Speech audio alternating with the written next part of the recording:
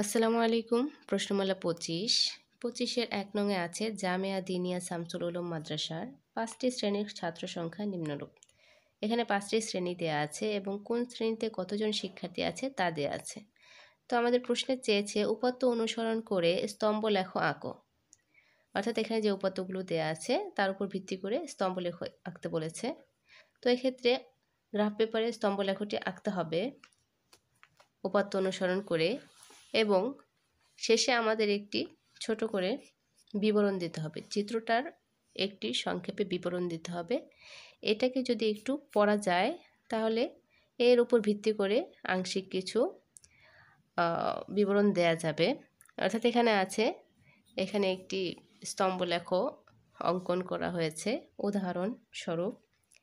তো এখানে উদাহরণের উপর ভিত্তি করে চিত্রটা স্তম্ভলেখটার উপর ভিত্তি করে এখানে লক্ষ্য করো ছবিতে ক, গ ও ক, খ রেখা দুটি লম্বালম্বিভাবে আঁকা হয়েছে।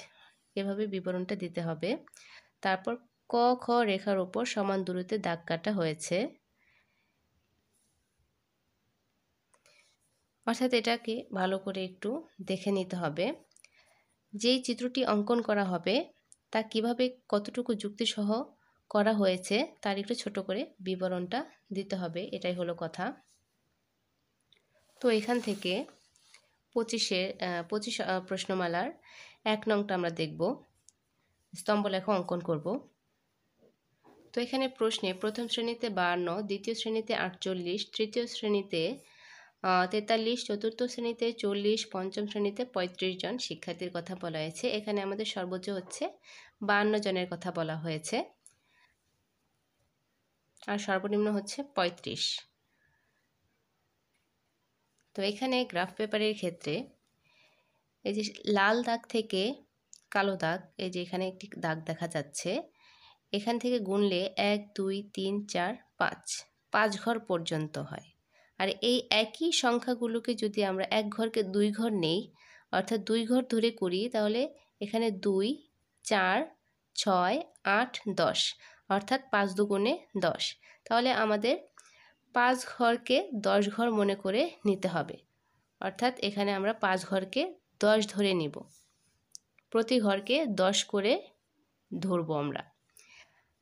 আর এক্ষেত্রে উপরের প্রতি ঘরকে ১০ ঘর করে ধরতে হবে এবং এভাবে যে যাবে, তো এই ঘরটাকে আমরা ৫ ঘর পর পর করব।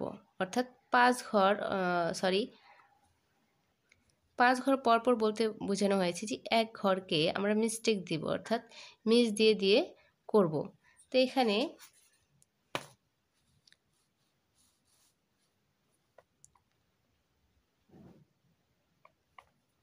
একটি দাগ টেনে নিতে হবে।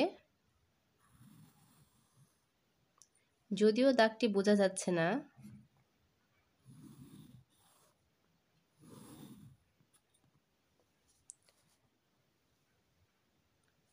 দাগটি যেহেতু বোঝা যাচ্ছে না তাহলে কলম দিয়ে দাগ দেয়া যাক। তো এখান থেকে দাগ দিতে হবে, লম্বালম্বি একটি দাগ টানতে হবে।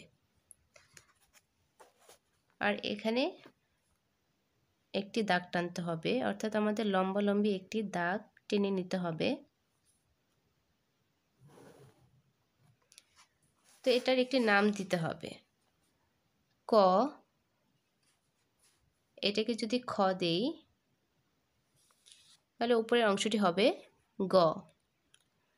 তো আমাদের প্রতি ঘরকে ১০ ঘর করে নিয়েছি, প্রতি ঘরকে ১০ করে নেওয়া হয়েছে। তো এক্ষেত্রে এখানে আমাদের ১০ লিখতে হবে, আর এখানে হচ্ছে ২০, এখানে ৩০, ৪০, ৫০, এখানে আমরা ৬০ নিব। ৬০ ঘর পর্যন্ত নিয়েছি। তাহলে এখানে এখানে যে ৫ ঘর আছে এটাকে আমরা দ্বিগুণ করে নিয়েছি, ৫ দুগুণে ১০, ১০ ঘর করে নিয়েছি, প্রতি ঘরকে ১০ করে ধরে নিতে হয়েছে।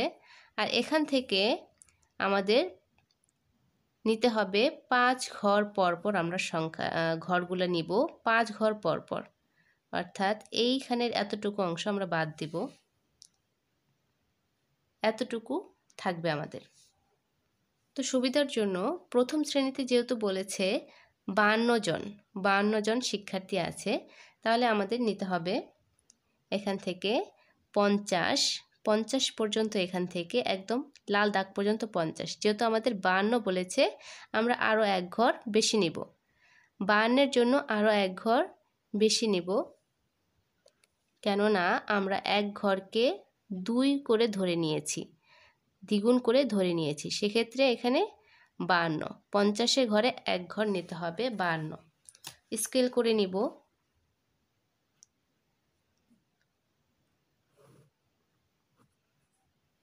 আমি একটু মোটা করে দাগ দিচ্ছি যেন বোঝা যায়।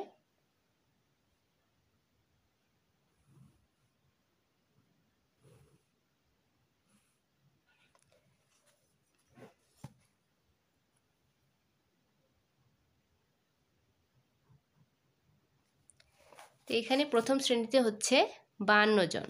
তো এখানে আমরা লিখব প্রথম শ্রেণী, প্রথম শ্রেণী ছোট করে লিখতে হবে প্রথম শ্রেণী। তো এরপরে এতটুকু বাদ দেব, 5 ঘর বাদ দিয়ে আবার আমরা গণনা করব। তো দ্বিতীয় শ্রেণীতে কতজন আছে? দ্বিতীয় শ্রেণীতে হচ্ছে 48 জন।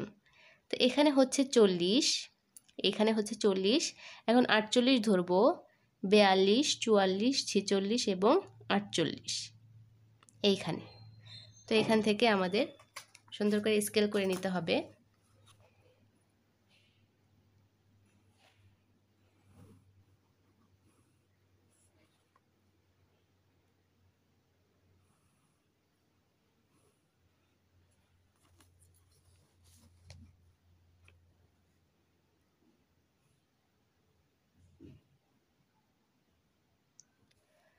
এটা হচ্ছে দ্বিতীয় শ্রেণীর, দ্বিতীয় শ্রেণীতে হচ্ছে 48 জন, তাহলে দ্বিতীয় শ্রেণী। চাইলে লম্বাভাবেও লেখা যাবে, সমস্যা নেই। এখন তৃতীয় শ্রেণীতে হচ্ছে 43 জন, তৃতীয় শ্রেণীতে 43 জন, এখানে হচ্ছে 40, এখন 43 কিভাবে নেব? আর এখানে হচ্ছে 42, তাহলে 42 পেয়েছি, এখন হাফ নিব, অর্থাৎ অর্ধেক নিব, তাহলেই 43 হবে। এই যে অর্ধেক, অর্থাৎ সম্পূর্ণ বিন্দুটা টাচ করবে না, অর্ধেক নিব। স্কেল করে নেব।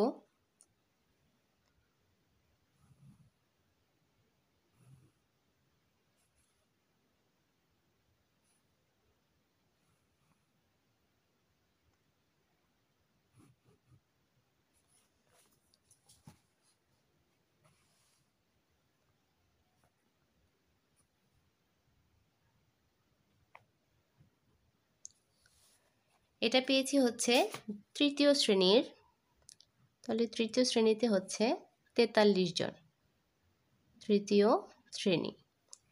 চতুর্থ শ্রেণীতে বলেছে 40 জন, তো 40 জন তো সহজেই, এখান থেকে 40 দাগ করে নেব।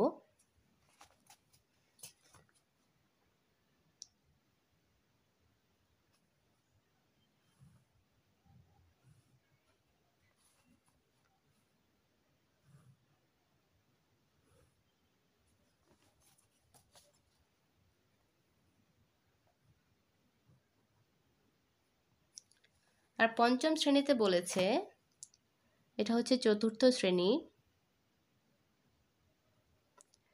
তো পঞ্চম শ্রেণীতে হচ্ছে 35 জন, তাহলে এখানে হচ্ছে 30, এখন 35 গুনবো, 32, 44, আর এই যে মাঝ বরাবর হচ্ছে 45, মাঝ বরাবর 45, অর্থাৎ এক ঘরকে আমরা 2 ঘর অর্থাৎ দ্বিগুণ করে ধরে নিয়েছি।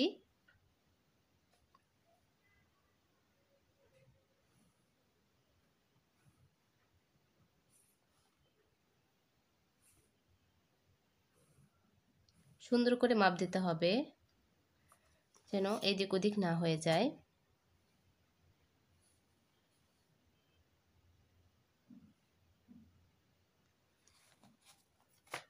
এটা হচ্ছে পঞ্চম শ্রেণী।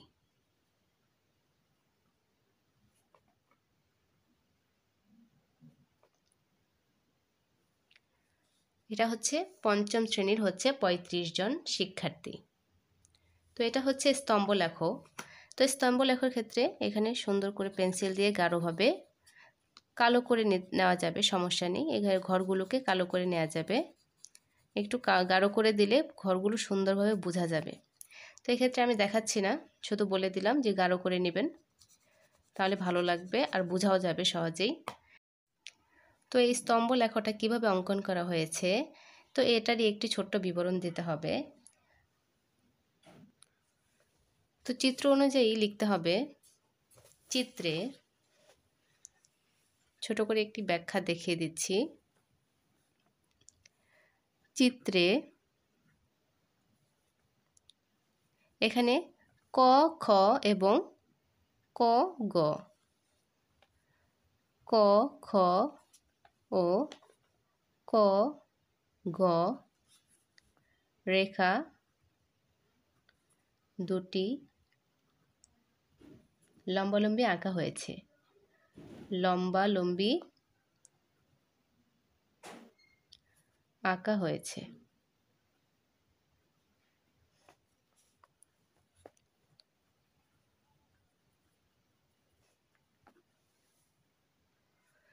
ক, ঘ এখানে লিখব ক, গ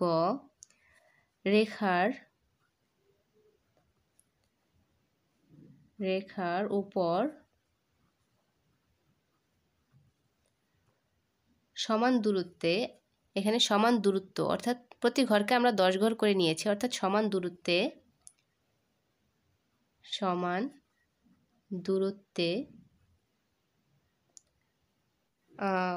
ক, গ রেখার উপর সমান দূরত্বে দাগ কাটা হয়েছে।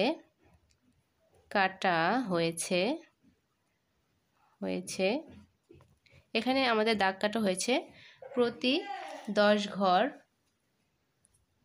দাগ কাটা হয়েছে প্রতি 10 ঘরকে 1 একক ধরে।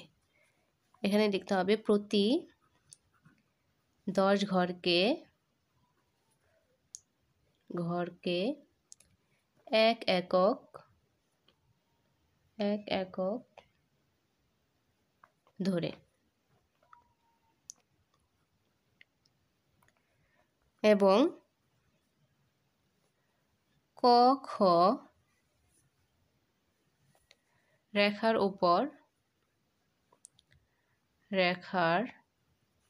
উপর সমান দূরত্বে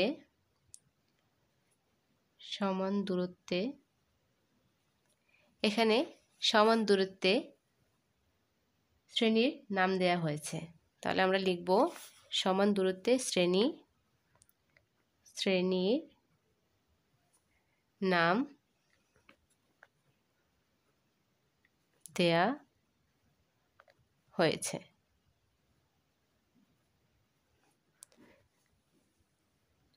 তো যেহেতু বলেছে উপাত্ত অনুসরণ করে স্তম্ভ আঁকো, তাহলে আমরা লিখতে পারি সুতরাং শ্রেণীর উপর ছাত্র সংখ্যা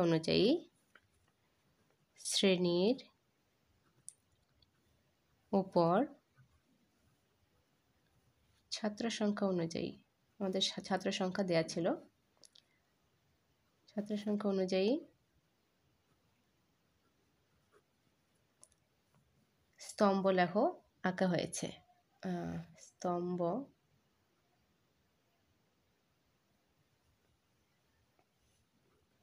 লেখো আঁকা হয়েছে।